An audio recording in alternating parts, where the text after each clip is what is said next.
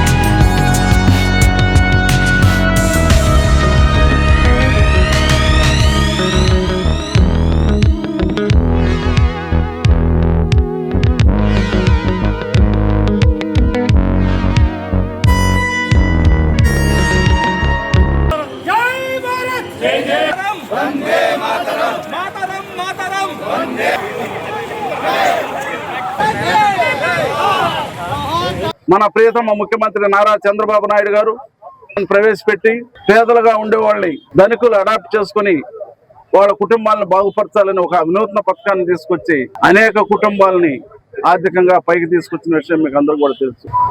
ఈ రోజు భారతదేశం సర్వసత్తాక ప్రజాస్వామ్యంగా నెలకొందంటే అది మోడీ గారి ప్రతిభ అని చెప్పని కూడా నేను మనవి చేస్తా ఉన్నాను. మరి ఆయన విదేశీ విధానం అయితేమి, ఇతర దేశాలతో ఆయన సత్సంబంధాలు అయితేమి, మరి ప్రపంచంలో లేదా భారతదేశంలో ఇప్పటికున్న ప్రధానమంత్రి ఏ ఒక్కరు కూడా ఇన్ని దేశాలు తిరిగి దేశాన్ని ఇంకా ముందుకు తీసుకెళ్లాలని ప్రధానమంత్రి గారిది, అదేవిధంగా మన రాష్ట్ర ముఖ్యమంత్రి గారి యొక్క ఆకాంక్ష.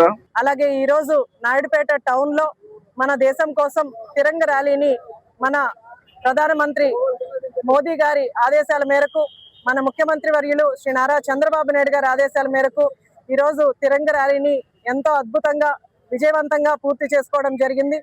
ఈరోజు జెండా పట్టుకొని నాయకులు కానీ పిల్లలు కానీ ముందుకు నడుస్తుంటే ఎంతో గర్వంగా అనిపిస్తుంది. మన దేశం కోసం మనం రోజు కష్టపడకపోయినా కొంతవరకు మనం సేవ చేసి మన దేశ రుణాన్ని మనం తీర్చుకోవాల్సిన బాధ్యత మనందరికీ కూడా ఉంది. అలాగే ఈ రోజు మనం అంత గర్వంగా జెండా పట్టుకొని నలవగలుగుతున్నామంటే అది ఎంతో మంది ప్రాణ త్యాగం వల్ల ఈ రోజు మన దేశం మనకు వచ్చింది. మనం గర్వంగా ఇండియా మన దేశం అని చెప్పుకునే స్థితికి ఈ రోజు మనం వచ్చాం. అలాగే మహనీయులందరికీ కూడా అభినందనలు తెలియజేస్తున్నాను, అలా కృతజ్ఞతలు తెలియజేస్తున్నాను.